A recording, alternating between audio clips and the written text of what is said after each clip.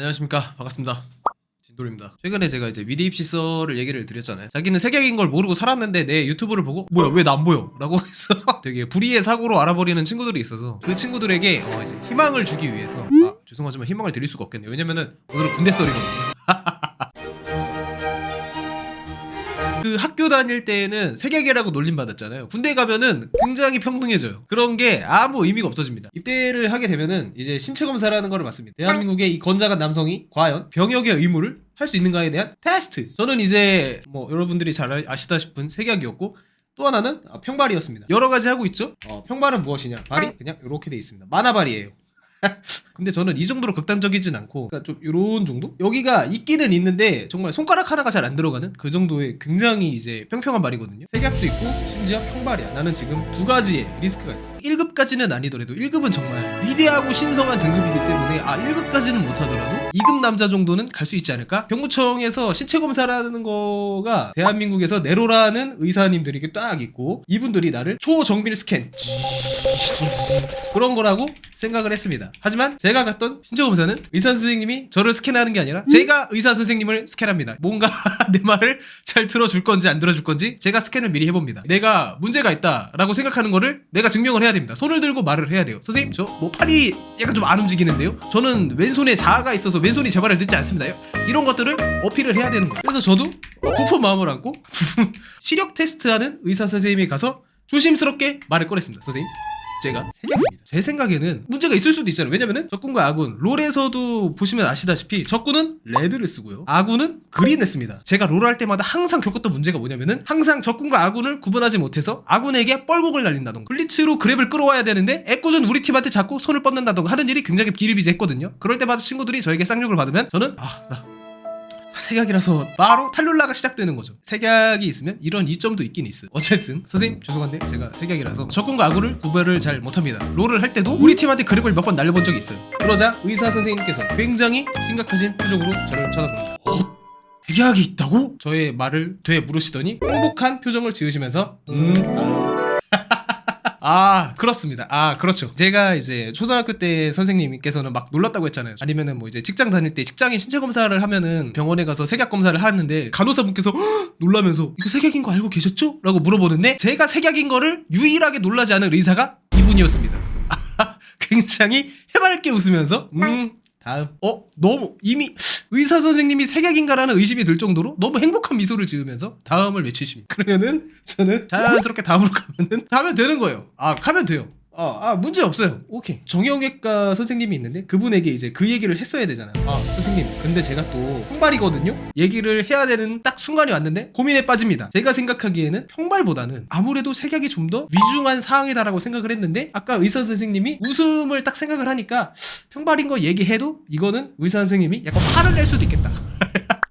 대한민국에서 이제 몇 없는 1급 남자. 오히려 친구들이 되물어. 야, 너 색약인데 어떻게 1급이 나왔어? 몰라.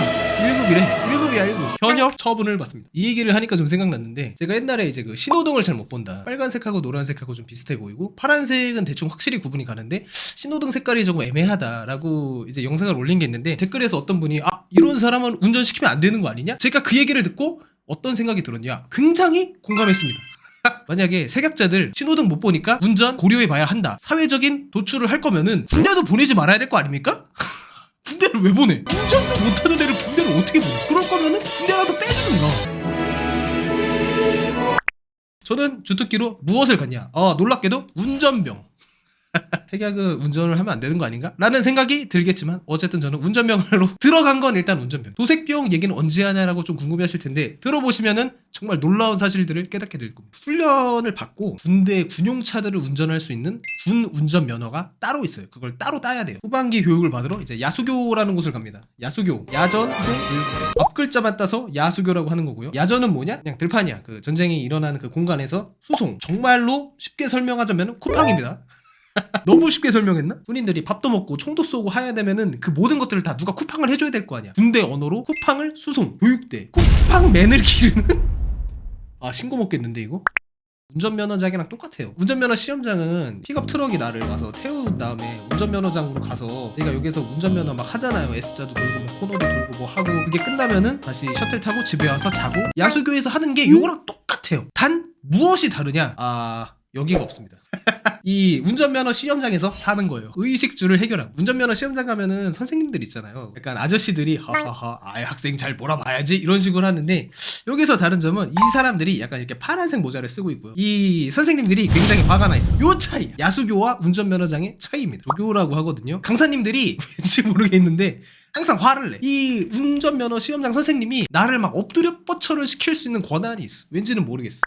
강사님도 결국에는 병사거든. 공모기간을 채우면 강사님도 집에 가야 되지. 그러면은 어떻게 해야 돼? 이 화난 강사님을 할 사람을 뽑아야 돼. 어떻게 뽑냐? 우리 중에 약간 상태가 괜찮거나 언제든지 화를 낼 수 있는 준비가 되어 있다. 차출을 합니다. 차출. 여기까지 말하면 아시겠죠? 제가 여기에 당첨이 됐어요. 되게 평범하게 잘 지내고 있었는데 갑자기 그 파란 모자 아저씨가 와갖고 거기 너 우리 파란 모자 해적단에 들어와라. 이 제안을 받고 아니요라고 할 수가 없는 게 굉장히 무서웠어요. 이 표정이. 파란머리 해적단의 오여봉인 그 차출된 우리들을 만나러 옵니다. 둥글게 이렇게 삥 둘러앉고 내가 가운데 섭니다. 이제 얘기를 하는 거야. 이 파란 모자 해적단에 들어가고 싶은지 포부를 밝혀야 하는 순간이에요. 가라고 해서 여기 면접까지 보러는 왔는데 나는 이 파란 모자 해적단 들어가는 거 싫어. 그러니까 면접을 일부러 망쳐. 뭐 대충 얘기하고 이제 들어가려고 했는데 그 갑자기 오야봉이 한 가지 질문을 합니다. 자네 사회에 있었을 때 무슨 일을 했었나? 사회에 있었을 때? 대학생이었습니다. 전공이 뭐였나? 내 인생을 바꾸는 실수가 여기서 나와. 미대생이었습니다. 말을 딱 끝마치는 순간 굉장히 험해 보이던 파란머리 해적단의 오야봉들이 일제히 먹잇감을 본 하이에나들처럼 잇몸을 보이면서 갑자기 질문들이 많아집니다. 자네 그렇다면은 색칠을 해본 적이 있는가? 색칠... 네, 뭐 그렇죠? 그러면 자네 그림을 그릴 수 있는가? 아니 뭐 그림 미대생이니까 뭐 그리죠? 말을 끝마치는 순간 갑자기 긴장된 표정으로 서로를 쳐다봅니다. 저건 내 거야. 내가 침 발라놨으니까 빼갈 생각하지 마. 서로 눈빛을 미친듯이 교환합니다. 내가 미대생이라고 말했다는 거를 잘못된 선택이었다는 걸 언제 알았냐? 이 순간부터 정확하게 20개월 뒤였습니다. 언제? 집에 갈 때 알았어. 이러면 안 됐구나. 그래서 결과가 어떻게 되었냐? 저는 파란머리 해적단에 들어가게 되었습니다. 이상한데? 제가 화를 잘 못 내거든요? 살면서도 막 엄청 격하게 화를 내거나 그랬던 적도 없고 되게 안 입곱게 말하는 거는 좀 자신 있긴 한데, 그래서 그럼 나도 그런 일을 하나보다 라고 이제 생각을 했었죠. 그러니까 모든 중대에는 선장과 부선장이 있어. 행보관이라는 부선장이 있습니다. 정말 놀랍게도 이 부선장들은 약간 좀 험해요. 이거는 내가 뭐 차별적인 발언이 아니라 제 주변 군대 갔다 온 친구들 다 물어봤거든? 이 부선장, 행보관의 공통점이 다들 얼굴이 약간 껌해. 왠지 모르겠어. 항상 굉장히 화가 나 있어. 중대장도 굉장히 화가 나 있다고 생각했거든? 이 부선장, 행보관을 보니까 굉장히 천사 같은 미소를 띠고 있구나. 딱 전입하고 가서 부선장을 만납니다. 이번에 네가 새로운 녀석인가? 네, 그렇습니다. 그러면은 제일 먼저 당장 그 더러운 파란 모자를 벗어라. 이게 뭐죠? 갑자기 내 머리에 있던 파란 모자를 벗기더니만 부선장이 말합니다. 이제 너에게 새로운 모자를 줄 것이다. 어떤 모자를 주냐? 일명 정글모를 줍니다. 이 정글모를 탁 씌워줍니다. 이제 너는 도색병이다. 부선장이 선언을 합니다. 파란머리 해적단에 들어왔는데 어째서 내가 도색병이? 이런 식으로 저는 도색병이 되었습니다. 말만 들었을 때는 좀 어이가 없잖아요. 이게 뭐야? 이게 도대체 무슨 얘기하는 거야? 라는 생각이 들죠. 제가 똑같은 심정이었습니다. 도대체 이게 뭐야? 이게 무슨 일이야 이게? 갑자기 내가 왜 도색병이 된 거야? 하지만 그때는 미처 알지 못했습니다. 왜 이렇게 이상한 일들이 나에게 벌어지는가? 그 자책을 하고 있었거든요. 앞으로 벌어질 일들이 훨씬 더 이상하다는 거.